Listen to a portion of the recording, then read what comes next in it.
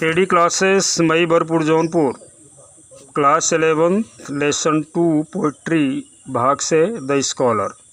Robert Southey द्वारा लिखा गया ये लेसन है। रॉबर्ट साउदे कंपोज़र हैं इसके, कंपोज्ड बाय रॉबर्ट साउदे। तो यहाँ पर स्कॉलर का तात्पर्य क्या है इसको समझ लीजिए। स्कॉलर का मतलब होता है विद्वान से। यहाँ लेखक अपने आप को एक विद्वान के रूप में दर्शाने का प्रयास किया है कि वह एक विद्वान है, ठीक ना। अब रॉबर्ट साउदे के बारे में थोड़ा समझने का प्रयास करें। Robert Southey was born in 1774। Robert Southey जो थे 1774 में पैदा हुए थे। Was well known writer of verse and prose. ये प्रोज के और वर्स अर्थात पोइट्री दोनों के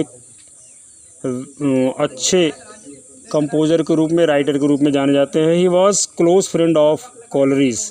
कॉलरिज भी एक महत्वपूर्ण राइटर हैं जिनके ये क्लोज फ्रेंड थे। थोड़ा पोएम के बारे में समझने का प्रयास करेंगे। पोएम क्या कहती है ये scholar. The poem is about scholar. Poem क्या है, स्कॉलर के बारे में है। मैं अपने ढंग से थोड़ा सरल ढंग से बताने का प्रयास करूँगा। The poem is about scholar who passed most of his time in reading books. यह पोएम जो है एक ऐसे स्कॉलर के बारे में है जो राइटर स्वयं को खुद कहता है, यानी अपने बारे में रॉबर्ट साउदे कहते हैं कि जो अपना समय बुक रीडिंग में गुजारते हैं। किनकी बुक? Of dead authors. ऐसे कवियों की बुक, ऐसे लेखकों की बुक जो अब मर चुके हैं। The poem is about scholar who passes most of his time in reading books of dead authors. आगे क्या कहते हैं? He feels as if he is enjoying their company. यानी रॉबर्ट साउदे ऐसा फील करते हैं कि वो उनके कंपनी अर्थात उनके साथ इंजॉय कर रहे हैं। किनके साथ? डेड ऑथर्स के साथ, जो मर चुके हैं ऐसे लेखकों और कवियों के साथ। He loves the virtues of these authors.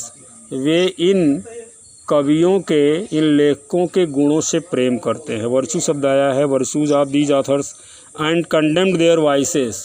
और उनकी बुराइयों को ध्यान नहीं देते हैं। Condemned their vices. He learns a lot from them. वे उनसे बहुत कुछ सीखते हैं। He hopes to travel with these authors. वे ऐसे ही उम्मीद करते हैं कि वह भी इन लेखकों के बीच रहेंगे। टिल इटर्निटी, अनंत काल तक। जैसे कोई कवि लेखक मर भी जाए तो वो अमरत्व को प्रदान कर लेता है, क्योंकि वह कभी मरता नहीं। उसके लेख दुनिया के सभी लोग पढ़ते रहते हैं। And to be immortal like them, और उनकी तरह वो इम्पॉर्टल बन जाता है। तो ये हो गया आपका about the poem. Central idea देखिए बहुत पूछी जाती है स्कॉलर की, बहुत पूछी जाती है। ये इम्पोर्टेंट, मोस्ट इम्पॉर्टेंट है। सेंट्रल आइडिया इजी वे में हम बताएंगे आपको। In this poem the poet Robert Southey assumes himself a scholar. अपने को एक स्कॉलर के रूप में बताते हैं। He passes most of his time in reading the books of great authors who are now dead. He feels as if he were enjoying their company. He regards them as his best friend. He loves their virtues and condemns their vices. He learns a lot from them. He hopes that people will read his books also like the books of these authors and will remember him till eternity. Thus he will become immortal. यानी इस कविता में Robert Southey ने स्वयं को एक विद्वान माना है। वह अपना अधिकांश समय उन महान लेखकों की पुस्तकें पढ़ने में व्यतीत करते हैं जो मर गए हैं। वह ऐसा अनुभव करता है मानो वह उनकी संगत से आनंद ले रहा है। वह सच्चे मित्र के समान उनका सम्मान करता है, उनके सद्गुणों से प्रेम करता है, उनके दुर्गुणों को त्याग देता है। यानी जो उनमें बुराइयां नज़र आई उनको कभी उसने अपने जीवन में नहीं अपनाने की कोशिश की, लेकिन उनके सद्गुणों को अपनाने का भरपूर प्रयास किया। वह उनके बहुत कुछ सीखता है। वह आशा करता है कि लोग उनकी पुस्तकों को भी इन लेखकों के समान ही पढ़ेंगे और अनंत काल तक उनसे याद रखेंगे। इस प्रकार वो अमर हो जाएगा, ऐसा फीलिंग है। अब यहाँ पर देखते हैं, फर्स्ट पोइटिक लाइन से शुरू करते हैं। My days among the dead are past. थोड़ा मीनिंग देख लीजिए। डेज माने यहाँ पर दिन से नहीं है, संपूर्ण जीवन से है। एमंग मतलब होता है जब कई लोगों के बीच की बात आती है, बिटवीन दो लोगों के बीच की आता है। एमंग जब हम कई लोगों के बीच होते। My days among the dead are past. Dead माने होता है मृत, पास्ट माने होता है अतीत काल में। अराउंड मी, अराउंड माने मेरे आसपास। आई बिहोल्ड, बिहोल्ड मतलब होता है देखना। बिहोल्ड माने देखना। पहले आप मीनिंग समझ लीजिए, word meaning. Where is these casual eyes are cast. Casual eyes are cast का मतलब होता संयोग से दृष्टि पड़ती है, अर्थात मैं सौभाग्य से कभी देखता हूँ। अगला दिया है the mighty minds of old. Mighty का माइंड्स ऑफ ओल्ड का मतलब होता पुराने समय के महान लेखक या महान विचारक। My never failing friends are they बताता है, फेलिंग माने असफल होने वाले, with whom I converse day by day, जिनसे मैं कन्वर्स मतलब डे बातचीत करता हूँ डे बाई डे। अब पूरा देख लीजिए। My days among the dead are past. विद्वान व्यक्ति यहाँ रॉबर्ट साउदे कहता है कि मेरा सारा जीवन उन लेखकों की पुस्तकें पढ़ने में व्यतीत हुआ जो मर गए हैं। माई डेज मेरा संपूर्ण जीवन, एमंग द डेड जो मृत हो गए हैं ऐसे महान कवियों के साथ पुस्तकों के पढ़ने में व्यतीत हुआ है। Around me I hold, around me I behold. यहाँ बिहोल्ड मैंने बताया था, बिहोल्ड मैंने क्या बताया था आपको, देखता हूँ, जहाँ दृष्टि जाती है। तो क्या अर्थ हुआ, जहाँ कहीं भी मेरी दृष्टि पड़ती है वहीं अपने चारों ओर मैं उन लेखकों की पुस्तकों को पाता हूँ। फिर आगे क्या कहते हैं, where are these casual eyes are cast the mighty minds of old.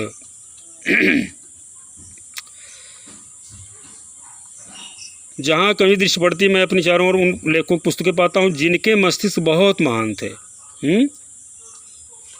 Where is these casual eyes mighty minds of old, जिनके विचार उत्तम कोटि के थे।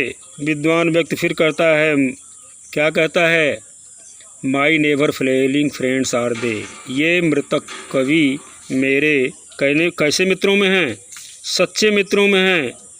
और with whom I converse day by day, जिनसे मैं दिन प्रतिदिन बात करता हूँ। पूरा देख लीजिए, फिर से देख लीजिए।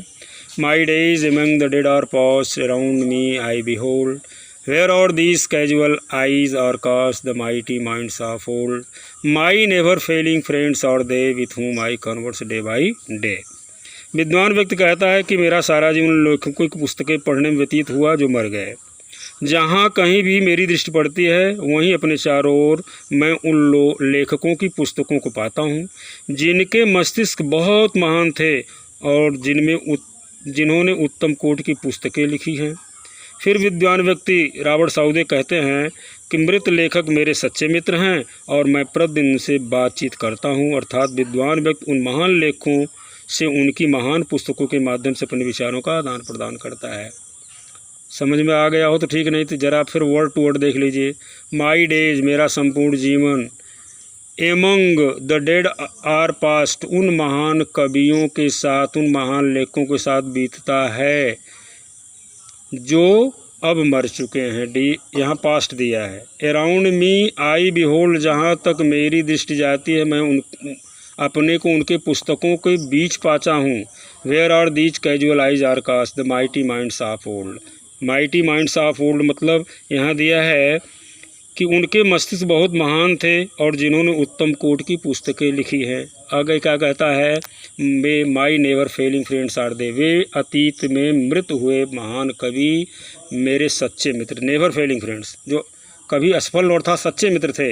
With whom I converse day by day, जिनसे मैं दिन प्रतिदिन बात करता हूँ। कहाँ से बात करता हूँ, उन पुस्तकों के माध्यम से।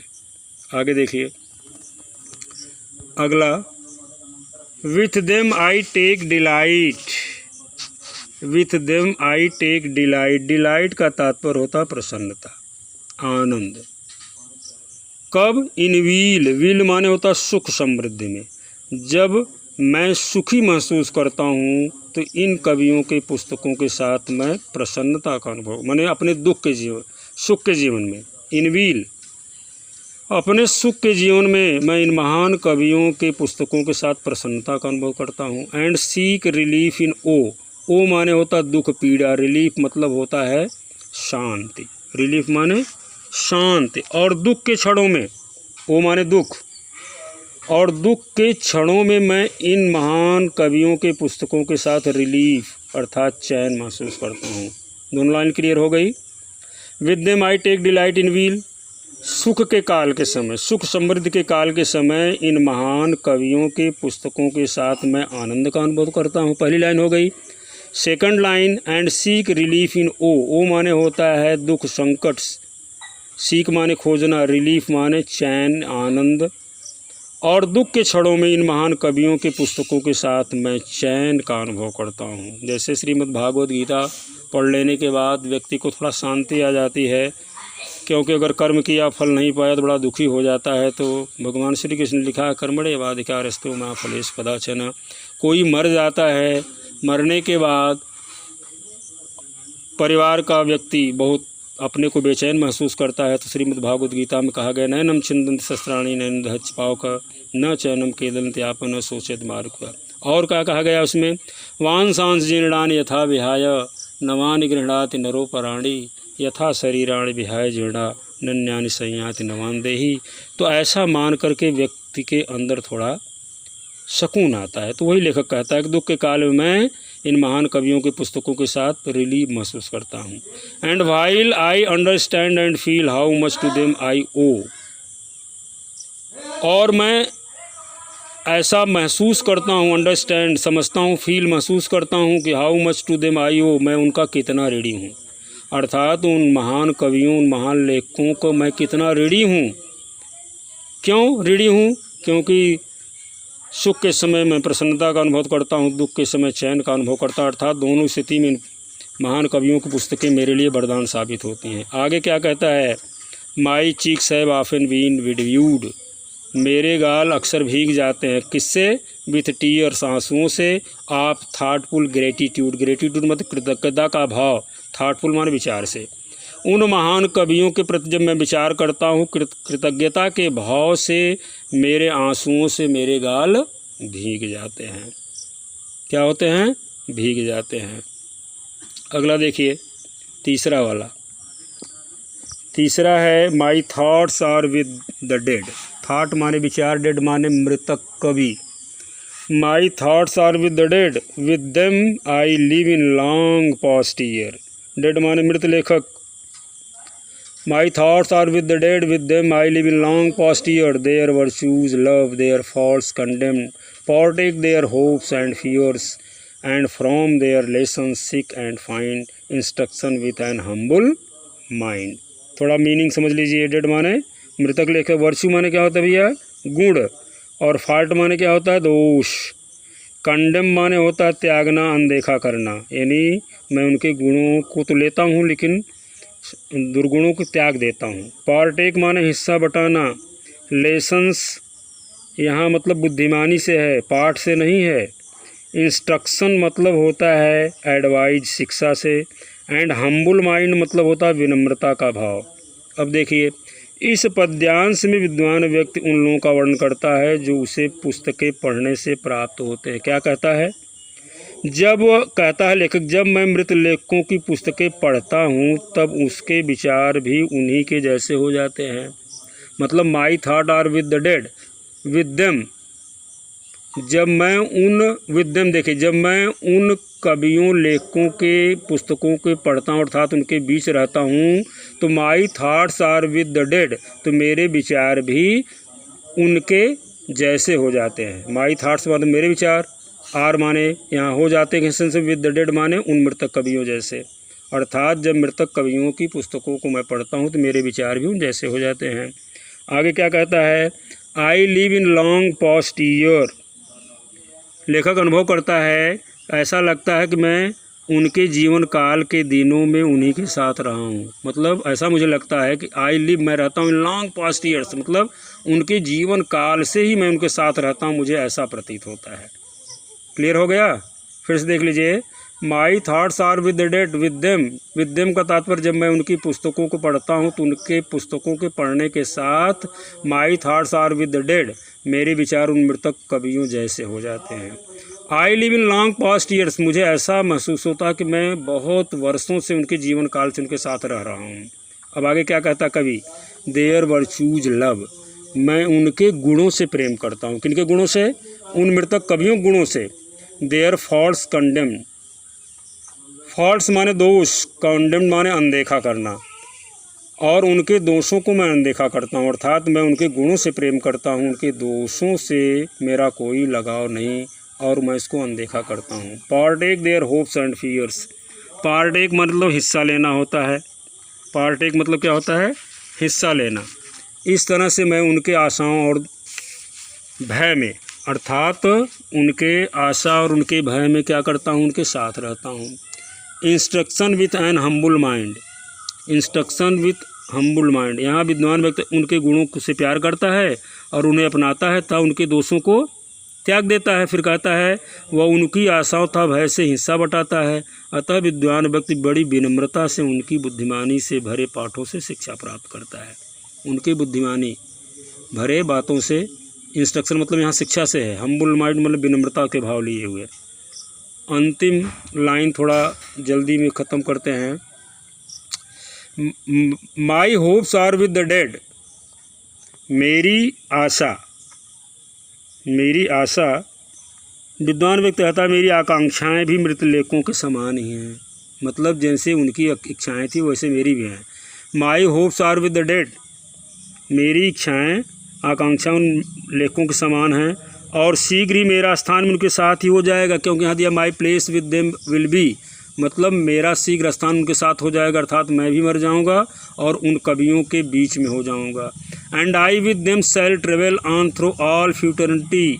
और फ्यूटर्निटी में भविष्य काल में, मैं भी भविष्य काल में उनकी तरह यात्रा करता रहूँगा, अर्थात जिस प्रकार से वे भविष्य काल तक बने रहेंगे उसी प्रकार से मैं भी उनके साथ जुड़ा रहूँगा।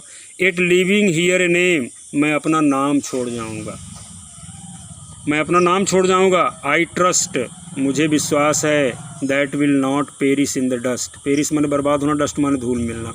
और मुझे विश्वास है कि मेरा नाम धूल में नहीं मिलेगा। कहने का क्या तात्पर्य है? जिस प्रकार से महान कवि आज दुनिया में बने हुए हैं, वो मर गए हैं, वो हैं नहीं यहाँ पर, फिर भी उनका लेख, उनकी रचनाएं उनको अमरत्व प्रदान करती हैं, उसी प्रकार से मैं भी अमर बन जाऊंगा। फिर से देख लीजिए, इसको दोहरा लेते हैं। My hopes are with the dead anon. मेरी आकांक्षाएं भी उन मृतक कवियों से जुड़ी हुई हैं। My place with them will be, मेरा स्थान भी उनके साथ हो जाएगा, अर्थात मैं मरने के बाद उनमें उनके नाम के साथ जुड़ जाऊंगा, अर्थात मेरा भी लिखा गया या कंपोज किया गया या कोई रचना मेरी भी अमरत्व को प्रदान करेगी। And I with them shall travel through all futurity, और पूरे भविष्य तक मैं भी उनके साथ यात्रा करता रहूँगा, अर्थात मेरी भी लेखनी अमर हो जाएगी और मेरे भी लेख को पढ़ा जाएगा। It living here a name I trust. I trust माने मुझे विश्वास है, मुझे विश्वास है मैं भी अपना नाम छोड़ जाऊँगा। That will not perish in the dust, और मेरी यह मेहनत धूल में कभी नहीं मिल पाएगी। और रेफरेंस कॉन्टेक्स्ट आप बनाने की थोड़ा कला का विस्तार करिए इस तरह से, फिर क्लास लेने के साथ आपको बढ़िया से रेफरेंस कॉन्टेक्स्ट बताने का प्रयास किया जाएगा। Thank you so much.